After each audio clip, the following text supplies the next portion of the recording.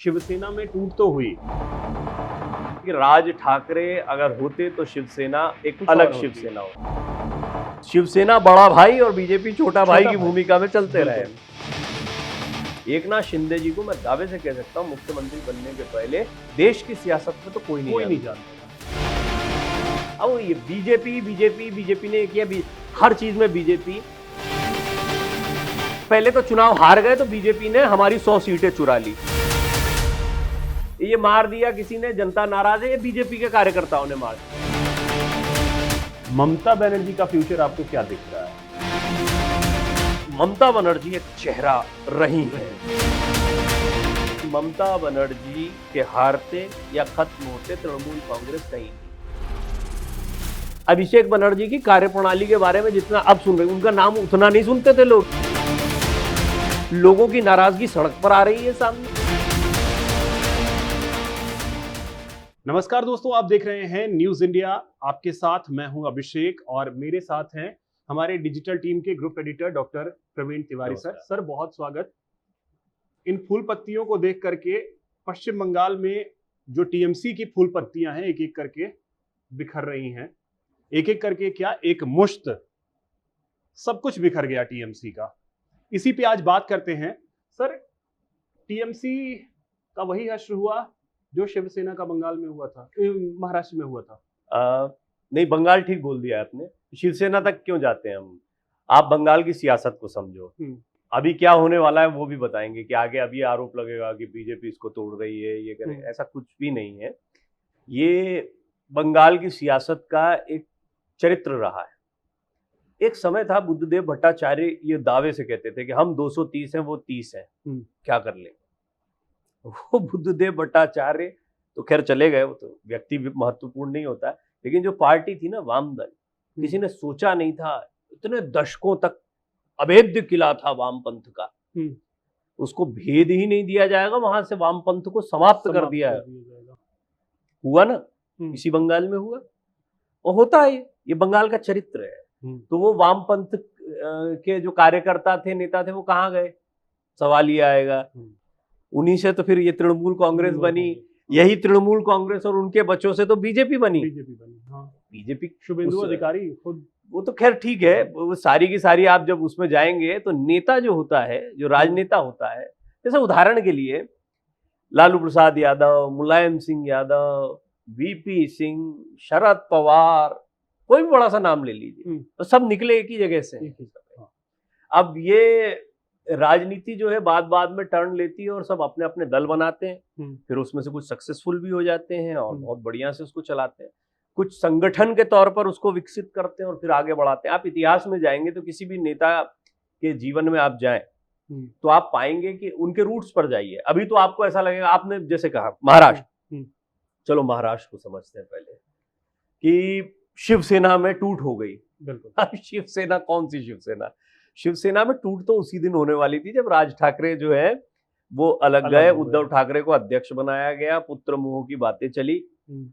और इसमें कोई दो राय नहीं कि राज ठाकरे अगर होते तो शिवसेना एक अलग शिवसेना होती, पर नहीं हुआ वैसा। उद्धव ठाकरे को अधिक वो माना गया, योग्य माना गया, या जो भी व्हाटएवर वाज द रीजन, लेकिन ये उसी दिन से शुरू हो गया था। अब उद्धव गए, उन्होंने मन से बना ली और बोला कि मैंने बाला साहब को बोल के बनाई है, तो चला उनका ठीक। लेकिन वैसा नहीं चला जैसा एक राजनीतिक दल चलना चाहिए था, लेकिन उन्होंने बनाया अपना। और कुछ लोकल चुनाव में उनका अपना असर भी रहा है, उनकी अपनी एक सियासत भी है, एक हनक भी रहती है, वो बोलते हैं गाए बगाए, उनका एक सियासी कद उन्होंने बना कर रखा है समाओ। ये होती सियासत। शरद पवार है, तो शरद पवार कहाँ से निकले? तो कांग्रेस के बहुत बड़े दिग्गज नेता थे। ममता बनर्जी कहाँ से निकली? कांग्रेस की बहुत बड़ी नेता थी। शरद पवार जी ने अपनी पार्टी बनाई, उनको पॉलिटिक्स का केंद्र की राजनीति से वो राज्य की राजनीति में गए। राज्य की राजनीति में उन्होंने किंग मेकर की भूमिका निभाई। किंग मेकर वाली चीज बाला साहब ठाकरे ने शुरू की थी कि कोई भी आए सत्ता में, कुछ आए तो हम रहेंगे। फिर उनकी हिंदुत्व की विचारधारा आई, फिर शिवसेना बड़ा भाई और बीजेपी छोटा भाई की भूमिका में चलते रहे। कहाँ है वो शिवसेना? तो एकनाथ शिंदे जी, जैसे अब आपने बोला, वर्तमान परिदृश्य में देखें तो वो अलग हुए। वहां पर क्या चाहिए था उनको ये चाहिए था कि एक तो दबाव में थे, साहेब साहेब करते करते वो थक गए थे, और वो खुद साहेब बनना चाहते थे। ये किसी की भी महत्वाकांक्षा होती है एक राजनेता, वो बन भी गए साहेब। एकनाथ शिंदे जी को मैं दावे से कह सकता हूँ मुख्यमंत्री बनने के पहले देश की सियासत में तो कोई नहीं जानता था। हम भी मतलब गाहे बगाए नाम कभी, लेकिन आज एकनाथ शिंदे को सब एक मजबूत नेता के तौर पर जानते हैं। वो मुख्यमंत्री तो है ही, मुख्यमंत्री रह चुके हैं, महाराष्ट्र की सियासत में अलग ताकत है उनकी। भारतीय जनता पार्टी ने धीरे धीरे साम दाम दंड भेद सब चलता है, ये राजनीति है, तो राजनीति के हर दांव पेच का इस्तेमाल करते हुए उन्होंने हेमंत बिस्वा शर्मा कहाँ से आए हैं, शुभेंदु अधिकारी कहाँ से आए, तो बहुत सारे सवाल होते हैं। ये सारी बातें मैंने आपको इसलिए बताई कि दर्शक चाहे तो इनकी डिटेल, एक एक आदमी को डिटेल में पढ़ो। मैं तो ये कहता हूँ, मैं यहाँ बैठ के क्या, मैं ये वाली चीजें डिस्कस कई बार कर चुका हूँ अपने पूरे करियर के दौरान। कई ऐसे मौके आए जब यही चीजें, फिर मुझे याद आता था कि ये सब तो हो चुका है, ये सब करते हैं। So it's a process. अब प्रोसेस क्या है, ऋतव्रत बनर्जी जो है, ये दो एक और हैं, उनका नाम मैं भूल रहा हूँ, जो उनके साथी हैं। देखिए अभी ये लोग भी चमकते सितारे हो जाएंगे धीरे धीरे, पर पहले फर्जी हस्ताक्षर का मामला आता है। जो विधायक है नहीं मौजूद, उनके हस्ताक्षर से लेटर दे दिया जाता है। इसकी शिकायत ये लोग करते हैं, तुरंत सीआईडी की जांच बैठा दी जाती है। अभी ठीक बात है। फिर ये कहा जाता है कि ये पहले से पार्टी तोड़ने में लगे हुए थे। तो पहली बात सवाल ये उठता है कि पार्टी तोड़ने में उनका आदमी क्यों लगा है, ये सबसे महत्वपूर्ण सवाल है। यानी उसके मन में बेचैनी है, यानी वो शीर्ष नेतृत्व से खुश नहीं है। और पार्टी तोड़ने का काम ऐसा नहीं कि कोई वहां का बैठा हुआ विधायक कर देगा जो आज भी दीदी दीदी करता घूम रहा है। कोई ऐसा ही विधायक करेगा जिसके पास ताकत होगी, जिसके इर्द गिर्द विधायक घूमते होंगे, वही तो जोर दिखाएगा। कोई आज एक विधायक खड़ा हो जाए 80 में से ही कोई एक विधायक खड़ा हो जाए कि मैं तोड़ रहा हूं, तो तोड़ देगा क्या? नहीं होता संभव। कोई ऐसा तोड़ता है जिसके पास वो शक्ति होती है। आवाज कौन उठाएगा? अच्छा, अब ये जो शक्ति वाले लोग होते हैं ना, ये वो लोग होते हैं जो बस इमीडिएट किसी सुपर बॉस के बाद बॉस बनाए जाने से बड़े निराश रहते हैं। योग्य तो है, बेहतर कर सकते थे, लेकिन बैठा दिया इनके ऊपर अभिषेक बनर्जी को। अभिषेक बनर्जी की कार्यप्रणाली के बारे में जितना अब सुन रहे, उनका नाम उतना नहीं सुनते थे लोग जब तक सत्ता चलती रही। अब उघड़ कर आ रहा है, खुलकर आ रहा है। लोगों की नाराजगी सड़क पर आ रही है सामने, जब वो उनके ऊपर अंडे पत्थर फेंक रहे हैं। हालांकि गलत है, नहीं होना चाहिए, हिंसात्मक मैं इसका बिल्कुल पक्षधर नहीं, लेकिन मैं इसको ऐसे ले लूं कि लोगों की अगर नाराजगी को समझना हो तो। अब ये बीजेपी ने किया, हर चीज में बीजेपी। पहले तो चुनाव हार गए तो बीजेपी ने हमारी 100 सीटें चुरा ली, पहली चीज। ये मार दिया किसी ने, जनता नाराज है, ये बीजेपी के कार्यकर्ताओं ने मार। हमारी पार्टी टूट रही है, बीजेपी हमारी पार्टी को तोड़ने का प्रयास कर रही है। फालतू की बात है, पकड़ ढीली हो गई। यही राजनीति ममता बनर्जी ने की थी और यहीं पर देना पड़ता है। मैं तो दर्शन का विद्यार्थी हूँ, मैं पत्रकारिता में हूँ, तो ये सब राजनीति शास्त्र की बातें करता हूँ, लेकिन ये एक चक्र है। इस चक्र में सबका यही हश्र हो, सबका यानी सबका, जिनका आज नहीं है उनका आने वाले दिनों में हो जाएगा, पर ये चक्र ऐसे ही चलता है। पार्टी से मैं थोड़ा सा ये समझना चाह रहा था, जैसे शिवसेना में टूट तो हुई, निशान भी छिन गया, पार्टी का नाम भी छिन गया, सब कुछ छिन गया। क्या वही चीज है, यही जो फूल पत्ती मैंने कहा था, दीदी का वही फूल पत्ती वाला निशान है, चुनाव चिन्ह जो है, वो भी क्या इस बार अब छिन गया? नहीं, ये अच्छा सवाल है आपका। लेकिन एक चीज और है कि जो विधानसभा स्पीकर को लेटर दिया गया, उसमें पार्टी का अध्यक्ष अभी भी ममता बनर्जी को ही मैं बताता हूँ। पार्टी की कार्यप्रणाली होती है, अध्यक्ष कौन बनाएगा, कौन हटाएगा? पार्टी हटाएगी या अध्यक्ष तय करेगा पार्टी कैसे चलेगी? पार्टी तय करेगी। पार्टी के अपने संवैधानिक अधिकार होते हैं, उनका अपना एक संविधान होता है। तो उस लिहाज से ऋतव्रत बनर्जी का एक बयान आया है, उन्होंने कहा कि ममता जी अब सलाहकार के तौर पर तृणमूल कांग्रेस में रहें। आपने कहा पार्टी से छिन जाएगा, ये जो छिन जाएगा शब्द है, ये तो यहाँ पे लागू ही नहीं होता है। हाँ, किसी व्यक्ति से छिन जाएगा जिसने उसको बनाया, पैदा किया। हाँ, तो वही ममता बनर्जी। हाँ, क्या ममता बनर्जी से छिन जाएगा? अगर ऐसा बोलते हैं तो ममता बनर्जी से छिन जाएगा शब्द तो ठीक लगता है। क्यों? क्योंकि ममता बनर्जी ने इसकी शुरुआती वो रखी, रूपरेखा रखी, ममता बनर्जी ने अपना चेहरा रखा, उनकी फेस वैल्यू थी। थोड़े ही ऋतव्रत या कोई भी आ जाता जो उस समय पर, शुभेंदु अधिकारी भी आ जाते, कोई भी उतना बड़ा चेहरा नहीं था जितनी बड़ी ममता बनर्जी थी। कि बुद्धदेव भट्टाचार्य और वाम, बुद्धदेव भट्टाचार्य भी कोई बहुत बड़ा चेहरा नहीं थे, तो ज्योति बसु की विरासत को आगे बढ़ाया उन्होंने। लेकिन ममता बनर्जी एक चेहरा रही है, इसमें कोई दो राय नहीं है। अब ममता बनर्जी ने अगर कुछ क्रिएट किया है तो देखिए, पार्टी किसी की बकौती नहीं होती, ये बात बहुत स्पष्ट है। हर किसी को किसी ने भी बनाया हो, बीजेपी को भी किसी ने बनाया, कांग्रेस की भी स्थापना है, हालांकि वो तो बहुत पहले हो गई थी, लेकिन जिसका जो भी हो, आज भी एक परिवार विशेष को लेकर वहां पे कितनी कांग्रेस में तनातनी है। बिल्कुल, मनीष तिवारी, शशि थरूर, बहुत सारे लोगों ने, अभी मुझे नाम याद नहीं आ रहा, हाँ बहुत सारे लोगों ने जो है नाराजगी जाहिर की थी कि फिर खड़गे जी को बनाना पड़ा ना, यही हुआ।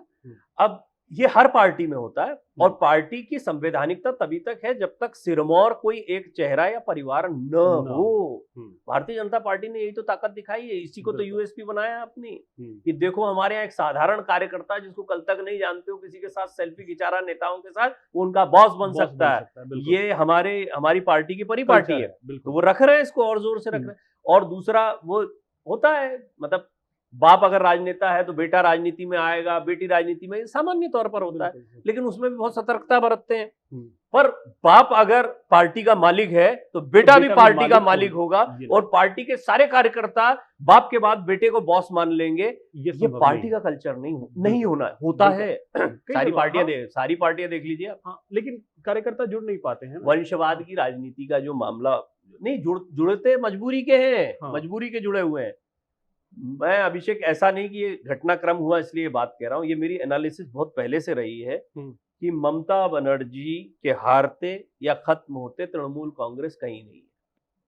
आप देखिए, इसका एक बहुत छोटा सा उदाहरण देता हूं, नीतीश कुमार, उन्होंने कैसे सॉफ्टली शिफ्ट किया है और सपोर्ट लेकर रखा, खत्म थे वो इस अस्वस्थता के साथ में, जो भी उनकी स्थिति है वो मुझे पता नहीं, उस पर कभी औपचारिक तौर पर कुछ नहीं कहा जाता, पर मैं ऐसा मानता हूं कि अब देखकर भी समझ में आता है, वहां पर कई साथी पत्रकारों से बात होती है, उससे भी इस स्थिति में निशांत और निशांत जी की भी जो स्थिति है, उनको देखते हुए कि वो अचानक से विरासत संभाल लेते जनता दल यूनाइटेड, जिसके लिए प्रशांत किशोर जी बड़े लगे रहे, उपाध्यक्ष थे वो बन ही गए थे। अब वो जो भी हुआ वो एक अलग कहानी है, राम कथा है, उनके साथी लोग बताते हैं कई बार लेकिन उनका अपना एक तौर तरीका है। पर ये देखिए कि वो पार्टी भी गई थी, या तो उस पार्टी को कोई और लेकर जाता, या वो पार्टी खत्म हो जाती। तो तृणमूल कांग्रेस के साथ क्या हुआ है, उनके कार्यकर्ता यही तो बोल रहे हैं कि पार्टी तो है और हम मुकाबला करेंगे, बीजेपी का यही कह रहा है। ऋतव्रत बनर्जी यही कह रहे हैं कि हम बीजेपी का मुकाबला करने में सक्षम हैं, आपके तौर तरीकों से नहीं, वो अब पार्टी के तरीके से। उसकी वजह क्या है, ममता बनर्जी ने इमीडिएट इलेक्शन के बाद हार को स्वीकार करने के बजाय, जनता की नाराजगी को स्वीकार करने के बजाय एक ईगो दिखा दिया।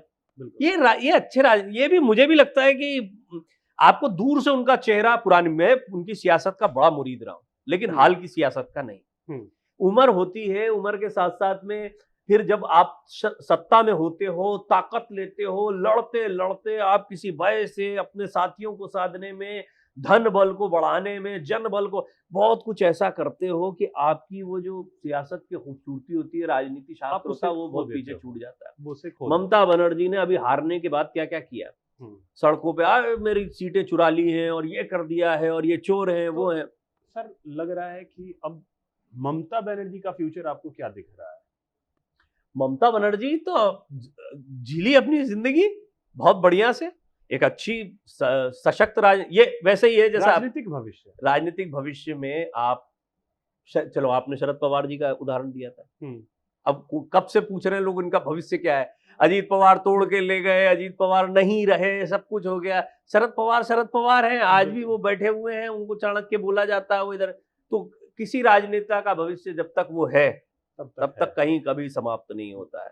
एक चेहरा, उन्होंने जीरो से शुरू किया था, जीरो से कर सकती है, लेकिन वो दौर और था, उम्र और थी, ऊर्जा और थी, जीवन में देखना, सपने बहुत सारे, जैसा फिर मैं दर्शन की बात पे आ जाऊंगा, जीवन में बहुत कुछ देखना था तो उसके लिए प्रयास किया।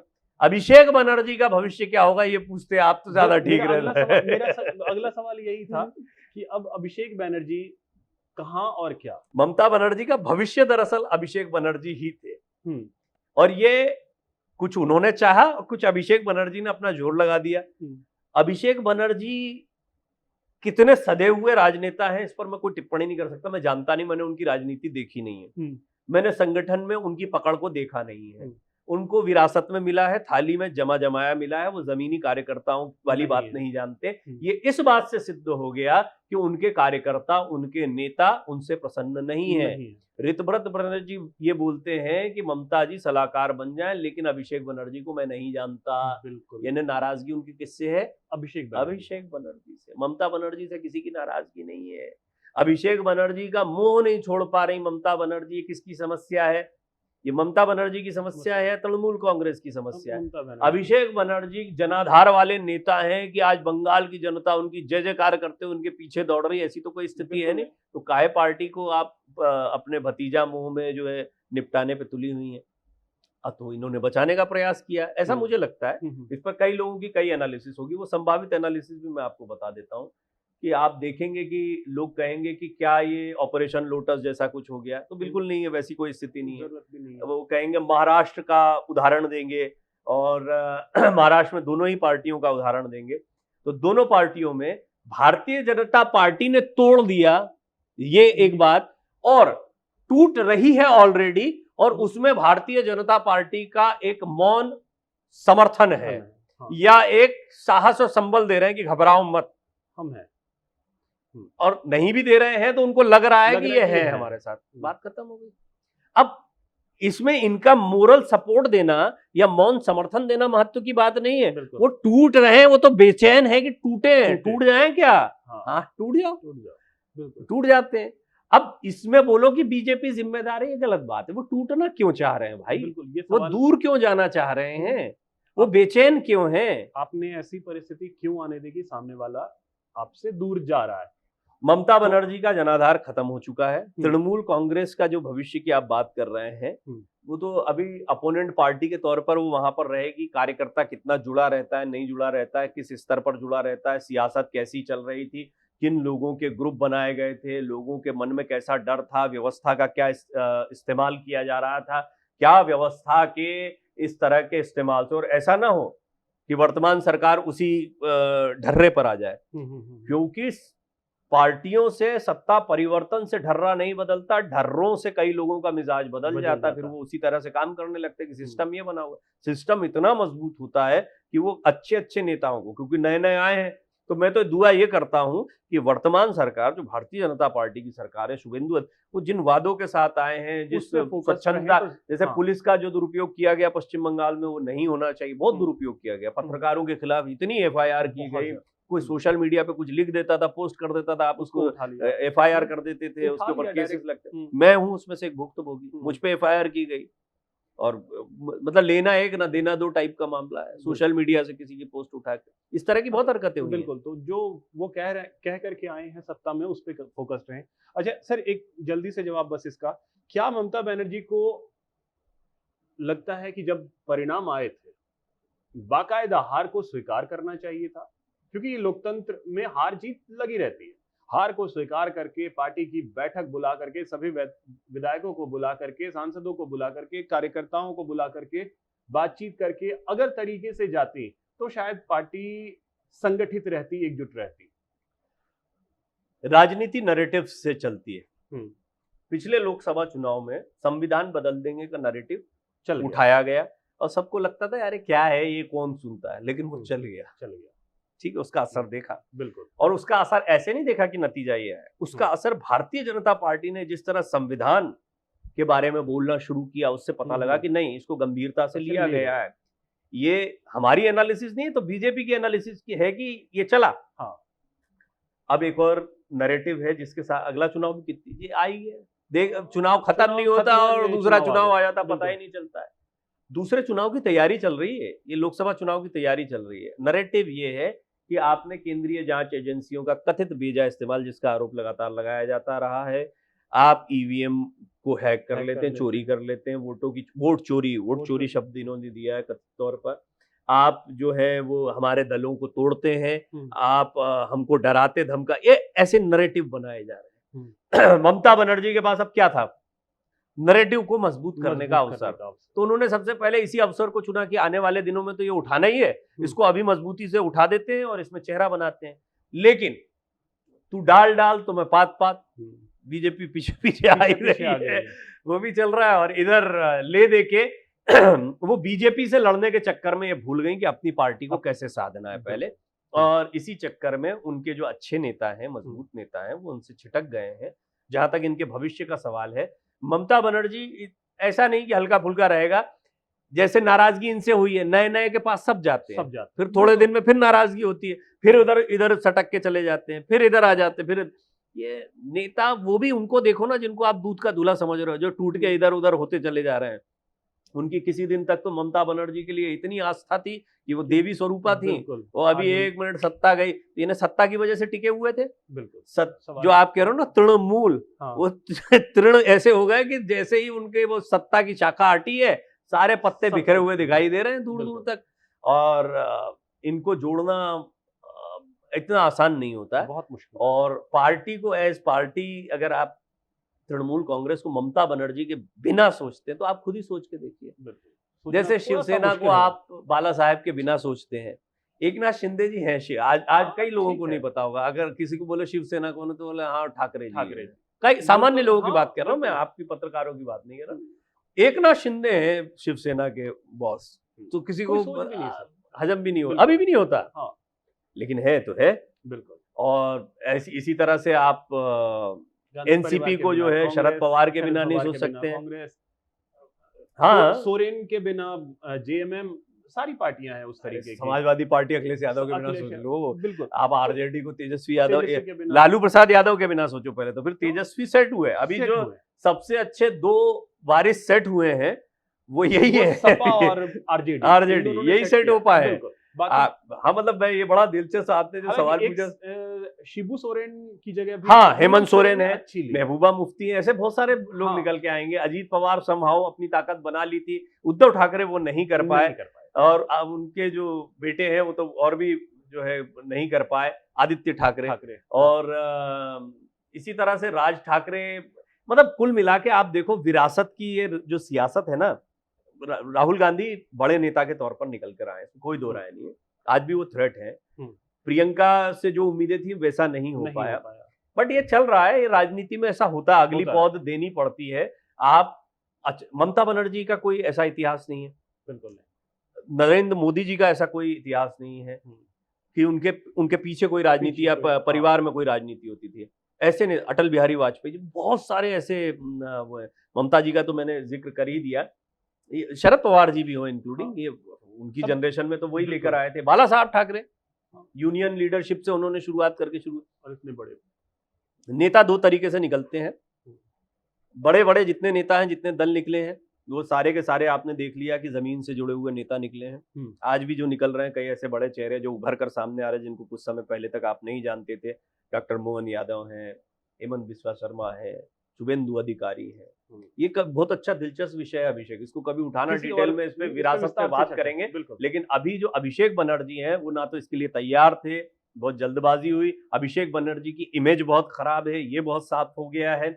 ममता बनर्जी अभिषेक बनर्जी को के सहारे काम कर रही हैं, वो मतलब एक तरह से उनका राइट हैंड है। तो अभिषेक बनर्जी कुछ ममता बनर्जी के कहे बिना कर रहे हैं, ये मानना बड़ा किसी को गले से नहीं उतरता है। लेकिन हो सकता है कि वो हर बात ना मान रहे हो, कुछ अपनी मन से भी कर रहे हो जो नजरअंदाज हो रही हो। इससे पार्टी में बहुत ही हताशा का माहौल था, पार्टी टूट गई है, बहुत स्वाभाविक बात थी। सबको पता है कि ये इनकी राजनीति अब धीरे धीरे डाउनफॉल पर जानी है। इनकी राजनीति एक अलग किस्म से चल रही थी, जिसको क्रैक कर दिया गया, ऐसा कुछ मुझे लगता है कि अभी सिनेरियो है। तो बहुत अच्छा भविष्य में तृणमूल कांग्रेस का नहीं देखता। हाँ, एज पार्टी अगर वो खड़ा करते हैं अपने आप को कार्य और जनता के बीच में जाते हैं, बीजेपी से ना खुशी रहती है जनता की, वो वादे पूरे नहीं कर पाते, तो हो सकता है फिर से मौका भविष्य में। बिल्कुल।